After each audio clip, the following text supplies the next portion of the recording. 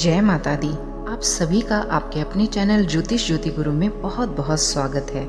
आज हम साल 2022 में पढ़ने वाले आंवला नवमी के बारे में संपूर्ण जानकारी इस वीडियो में प्राप्त करेंगे। इसमें शुभ मुहूर्त, पूजन विधि, क्या भोग लगाना चाहिए, किस प्रकार से पूजा आप करें और आंवला नवमी की कथा, मतलब एक तरीके से संपूर्ण जानकारी ही आपको इस एक वीडियो में मिल जाएगी। आपको कहीं और जाने की आवश्यकता नहीं पड़ेगी। तो वीडियो को पूरा देखें और सारी ही जानकारी आपके लिए अत्यंत ही महत्वपूर्ण है। तो चलिए वीडियो को शुरू करते हैं। और वीडियो को शुरू करने से पहले आप सभी से निवेदन है कि चैनल पर पहली बार आए हैं तो चैनल को सब्सक्राइब करना बिल्कुल भी ना भूलें। कार्तिक मास के शुक्ल पक्ष की नवमी तिथि को आंवला नवमी कहते हैं। इस दिन आंवले के पेड़ की पूजा की जाती है। शास्त्रों में अक्षय नवमी का बहुत अधिक महत्व बताया गया है। अक्षय का अर्थ होता है जिसका कोई क्षरण या क्षय ना हो। इस दिन किए गए सभी कार्यों का अक्षय फल प्राप्त होता है।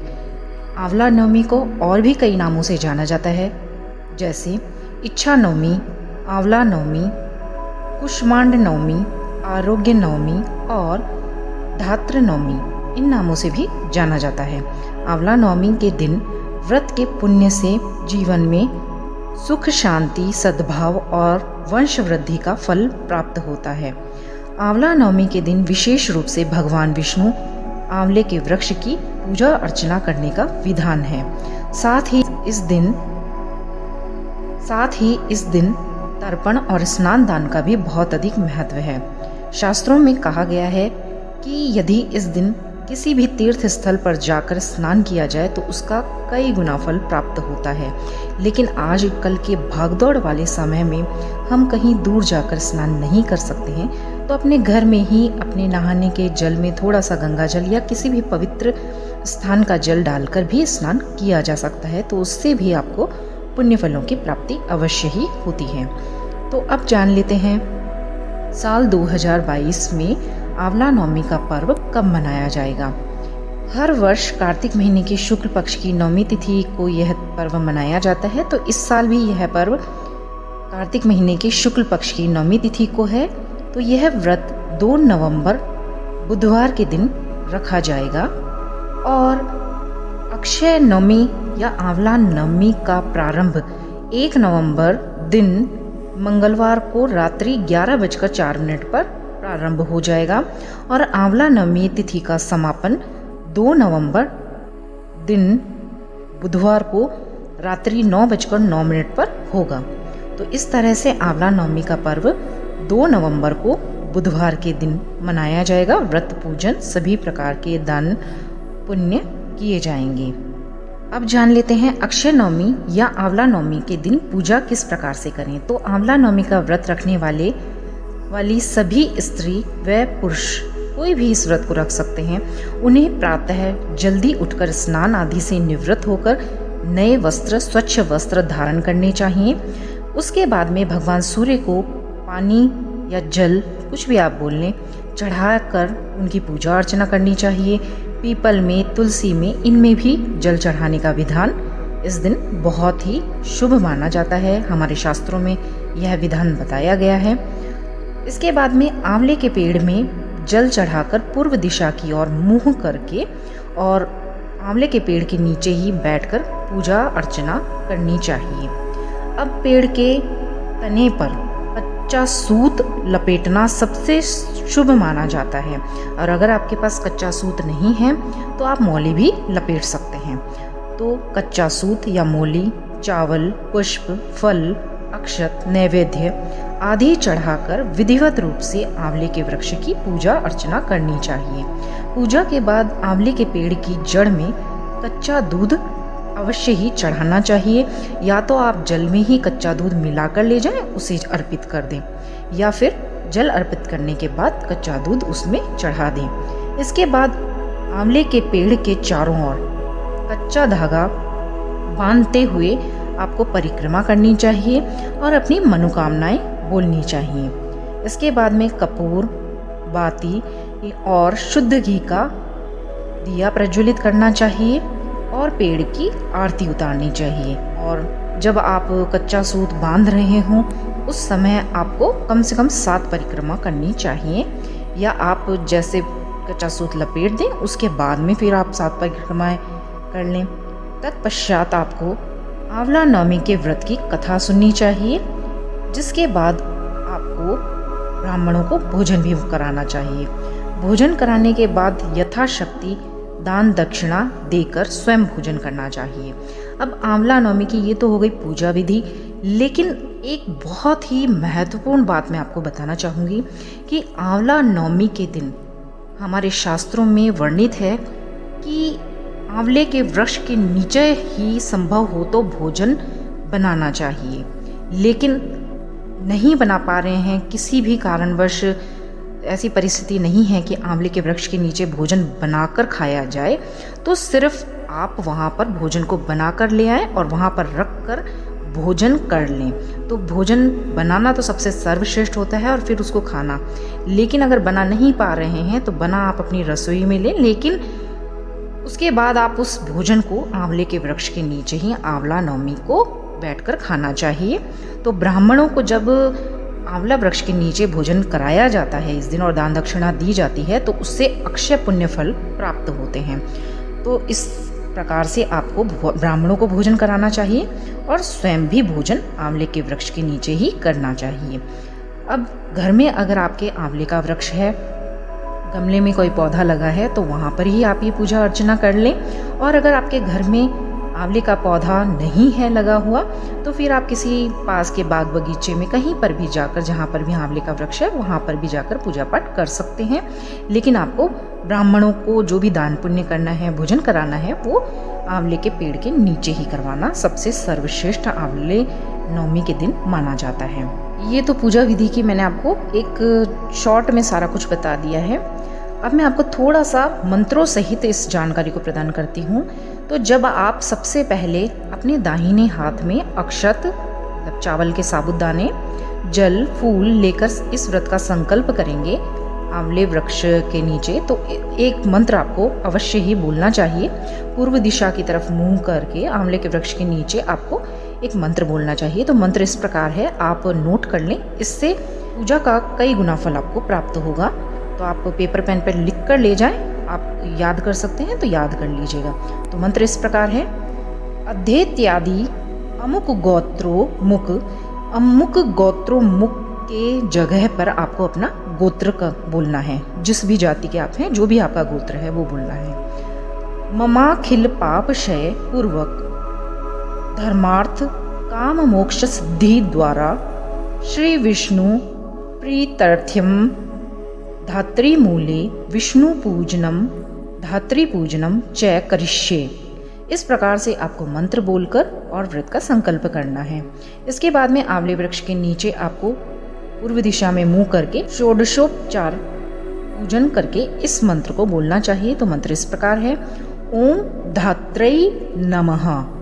इसके बाद में फिर आपको आंवले के वृक्ष की जड़ की पूजा करनी है, और जो लोटा होगा जिसमें आपको दूध डालकर आपको अर्पित करना है आंवले की जड़ में, तो आपको एक साथ जल नहीं डाल देना है। आपको ध्यान रखना है कि आपको एक धारा बनाते हुए, जल डालते हुए अपने पितरों का भी वहीं पर तर्पण करना है। तो उसके लिए भी मंत्र है, वो भी आप बोल सकते हैं, या सिर्फ पितरों का ध्यान करके भी आप बोल सकते हैं। मंत्र इस प्रकार है, पिता पितामहाश्चान्ये अपुत्रा ये च गोत्रिणः ते पिबन्तु मया दत्तं धात्रीमूले शयं पयः आ ब्रह्मस्तंभपर्यन्तं देवर्षि पितृमानवाः ते पिबन्तु मया दत्तं धात्रीमूले शयं पयः। इस प्रकार से मंत्र बोलकर आपको कच्चा सूत या मौलिका धागा उसके चारों तरफ पेड़ के तने पर बांधना है। और जब आप मंत्र बोलें उसके बाद जब आप धागा बांध रहे हैं तो भी मंत्र होता है, या फिर आप विष्णु भगवान का नाम लेते हुए धागे को बांध सकते हैं। आपको कम से कम 7 परिक्रमाएं तो करनी ही हैं, धूप दीप जलाने के बाद, आरती करने के बाद। लेकिन हो सके तो आप 108 परिक्रमा अवश्य ही इस दिन लगाएं। इससे आपके जन्म जन्म के पाप कर्म दूर होते हैं और आपके ऊपर माँ लक्ष्मी, विष्णु जी की और शिव जी की कृपा प्राप्त आपको होती है। क्योंकि कहा जाता है कि भगवान शिव और विष्णु जी इस दिन एक साथ आंवले के वृक्ष के ऊपर विराजमान होते हैं। तो आपको मंत्र का उच्चारण करना होता है। जब आप 108 परिक्रमा करें, ये मंत्र आप अवश्य ही बोल लें। इस मंत्र के जाप करने से आपके जन्म जन्म के पाप भी दूर होते हैं और आपकी सभी मनोकामनाएं पूर्ण होती हैं। ये मंत्र इस प्रकार है: यानी कानी च पापानि जन्मांतर कृतानि च तानि सर्वाणि नश्यन्तु प्रदक्षिण पदे पदे। छोटा सा मंत्र है, आप इसका जाप अवश्य ही करें। इसको किसी भी और मंत्र, अगर जितने भी मैंने बताए हैं आप नहीं भी करना चाहें तो कोई दिक्कत नहीं है, लेकिन ये वाला जो मंत्र है आप इसका उच्चारण अवश्य ही करें। ये सभी मंत्रों की पूर्ति कर देगा। तो इस प्रकार से आप करें और फिर आप आंवले के वृक्ष के नीचे भोजन बनाएं या भोजन बनाकर ले आएं। वहाँ पर आप ब्राह्मणों को भोजन करवाएं, उन्हें दक्षिणा दें। दान में आपको उन्हें धन, वस्त्र, स्वर्ण, भूमि, फल, जो भी आपको देना है, अनाज देना है, जितनी आपका सामर्थ्य है। अगर आपका 10 रुपये का सामर्थ्य है, आप 10 रुपये दें, और अधिक का है तो अधिक दें। वो आपकी श्रद्धा के ऊपर निर्भर करता है पूर्ण रूप से। तो आप इस प्रकार से उन्हें दान दक्षिणा दें भोजन कराकर। और फिर आप अपने पितरों की शांति अगर चाहते हैं तो इस दिन ब्राह्मणों को ऊनी वस्त्र भी दान कर सकते हैं। ये बहुत सर्वश्रेष्ठ होता है, इससे आपको बहुत अधिक लाभ मिलता है। तो इस प्रकार से आप पूजन करें और आंवला नवमी का व्रत रखें। इस त्योहार को बहुत ही श्रद्धा के साथ, बहुत ही खुशी उल्लास के साथ मनाएं। तो अब सुन लेते हैं आंवला नवमी की कथा। तो आंवला नवमी की कथा इस प्रकार से है। काशी नगरी में एक निसंतान धर्मात्मा तथा दानी वैश्य रहता था। एक दिन वैश्य की पत्नी से एक पड़ोसन बोली, यदि तुम किसी पराये लड़के की बलि भैरव के नाम से चढ़ा दो तो तुम्हें पुत्र की प्राप्ति हो जाएगी, क्योंकि उसे कोई पुत्र या कोई पुत्री किसी भी तरह से कोई उसके पास कोई संतान नहीं थी। यह बात जब वैश्य को पता चली तो उसने अस्वीकार कर दिया, परंतु उसकी पत्नी मौके की तलाश में थी। एक दिन एक कन्या को उसने कुएं में गिराकर भैरव देवता के नाम से बलि दे दी। इस हत्या का परिणाम विपरीत हुआ। लाभ की जगह उसके बदन में कोढ़ हो गया। लड़की की प्रेतात्मा उसे सताने लगी। वैश्य के पूछने पर उसकी पत्नी ने सारी बात बता दी। इस पर वैश्य कहने लगा, गौवध, ब्राह्मण वध तथा बाल वध करने वाले के लिए इस संसार में कहीं पर भी कोई जगह नहीं है। इसलिए तू गंगा तट पर जाकर भगवान का भजन कर तथा गंगा में स्नान कर, तभी तू इस कष्ट से छुटकारा पा सकती है। वैश्य पत्नी गंगा किनारे रहने लगी। कुछ दिन बाद गंगा माता वृद्धा का वेश धारण कर उसके पास आई और बोली, तू मथुरा जाकर कार्तिक नवमी का व्रत तथा आंवला वृक्ष की परिक्रमा कर तथा उसका पूजन कर। यह व्रत करने से तेरा यह कोढ़ दूर हो जाएगा। वृद्धा की बात मानकर वैश्य पत्नी पति से आज्ञा लेकर मथुरा जाकर विधि पूर्वक आंवला का व्रत करने लगी। आंवला नवमी का व्रत किया उसने, पूजन किया। ऐसा करने से वह भगवान की कृपा से दिव्य शरीर वाली हो गई। उसकी काया बहुत सुंदर हो गई तथा उसे पुत्र की भी प्राप्ति हुई। तो तभी से आंवला नवमी का व्रत पूरे संसार में रखा जाने लगा। अब आपको आंवला नवमी से संबंधित कुछ जानकारी और प्राप्त हो, इसके लिए आपको बताना चाहूँगी कि 2 नवंबर 2022 बुधवार के दिन जब आप आंवला नवमी का व्रत रखें तो पूजन का सबसे सर्वश्रेष्ठ समय रहेगा सुबह 6:34 से 12:04 पर। तो ये सबसे सर्वश्रेष्ठ मुहूर्त है। इसमें आप आंवला नवमी का जो भी पूजन विधि विधान से या सिंपल तरीके से जैसे भी आपको करना है, आप इस समय पर संपूर्ण कर लें। ये कुल 5 घंटे 31 मिनट का समय आपका रहेगा। और इस दिन आपको आंवला के पेड़ के नीचे भोजन करना नहीं भूलना चाहिए। चाहे आप अगर पूरा भोजन नहीं कर पा रहे हैं तो आप ऐसा करें, थोड़ा सा भोजन वहाँ पर कर लें। जैसे परिवार के और सदस्य नहीं करना चाहते, लेकिन जिसने व्रत रखा है वो तो कम से कम भोजन वहीं पर ही करे तो सबसे सर्वश्रेष्ठ होता है। वैसे तो पूरे परिवार को ही वहीं करना चाहिए, यही सबसे उत्तम होता है। इससे अच्छे स्वास्थ्य की प्राप्ति होती है और जीवन में बहुत अधिक सुख प्राप्त होता है। और अगर आप भोजन कर रहे हैं आंवले के पेड़ के नीचे बैठकर और आपकी जो थाली है उसमें आंवले के वृक्ष की कोई पत्ती अगर टूटकर गिर जाती है तो यह संकेत होता है माता लक्ष्मी का कि आने वाला पूरा समय आपका सुखद व्यतीत होगा। धन की प्राप्ति वाला होगा, स्वास्थ्य की दृष्टि से भी बहुत ही उत्तम होगा। तो इस प्रकार से यह शुभ संकेत होता है। लेकिन आपको एक बात का अवश्य ही ध्यान रखना चाहिए कि आंवला नवमी के दिन आंवले के पेड़ से ना तो पत्ती को तोड़ना चाहिए और ना ही आंवलों को तोड़ना चाहिए। अगर आप भोजन कर रहे हैं, बड़ा वृक्ष है, उसमें से पत्ती तोड़कर खुद गिर जाती है टूटकर, या आंवला टूटकर खुद आपके पास गिर जाता है, तो ये आपके लिए बहुत शुभ होता है। खुद से नहीं तोड़ना चाहिए, नहीं तो कई गुना पाप लगता है, क्योंकि उसकी हर एक चीज़ में, पत्तों में, फल में भगवान विष्णु शुभ लाभ, भगवान शिव, माँ पार्वती, सभी देवी देवता निवास करते हैं। और खासकर भगवान विष्णु इस दिन से, आंवला नवमी के दिन से और देव उठनी एकादशी तक इसी वृक्ष पर शयन करते हैं और फिर यहीं से ही देव उठनी एकादशी को वे योग निद्रा से जागते हैं। तो पत्तियों को, आंवले को नहीं तोड़ना चाहिए। खास करके कार्तिक पूरे महीने में ही नहीं तोड़ना चाहिए, लेकिन आंवले नवमी वाले दिन तो विशेषकर ध्यान रखना चाहिए कि आप कुछ भी ना तोड़ें, मतलब पत्ती, आंवला ये ना तोड़ें। इस चीज़ का आपको ध्यान रखना बहुत ही शुभ रहता है। आप इस दिन दीपदान भी कर सकते हैं। तो जो आंवले होते हैं उनका ऊपर का भाग हटाकर उसमें आप घी की बत्ती रख लें और फिर इस तरह से उनको टीका लगाकर और आंवले को अपने घर के मंदिर में, विष्णु भगवान के सामने, शिव परिवार के सामने, तुलसी में, अगर आप पूरा कार्तिक महा स्नान करते हैं तो पथवारी आपने बोई हो तो पथवारी माता के आगे, और एक आकाश में भी दीपदान आपको करना चाहिए। ये इस प्रकार से किया हुआ आंवला नवमी के दिन दीपदान, आंवले का दीपदान, विशेषकर आंवले का दीपदान करने से बहुत अधिक अक्षय पुण्य फल प्राप्त होता है।